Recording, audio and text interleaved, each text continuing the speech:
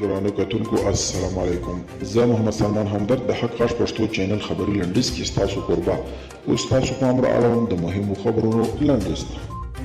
د پاکستان د بهرنیو چارو وزارت وایي د یو شمېر افغاني کړیو منفي څرګندونه اندېښمن کړي وو. د پاکستان د بهرنیو چارو وزارت ویان زاهد حفیظ چودھری وایي چې پاکستان افغانستان کې د تلپاتې سولې او ثبات لپاره په خپلو کړو ژمنو ټینګار کوي.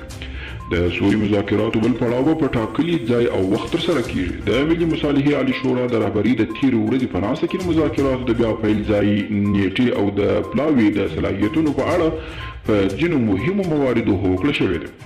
د ولسمشرۍ ماڼۍ د عامه اړیکو اداري رئیس او د ولسمشر سراکان وحید عمر ویلي چې ولسمشر غني به په دوحه کې د بین الافغاني مذاکراتو له دویم پړاو د ترسره کېدو سره موافقه کړې ده. هغه ټینګار کړی دی چې په هیواد دننه د بین الافغاني مذاکراتو د نورو پړاوونو ترسره کېدو په اړه د حکومت دریځ پر خپل ځای دی.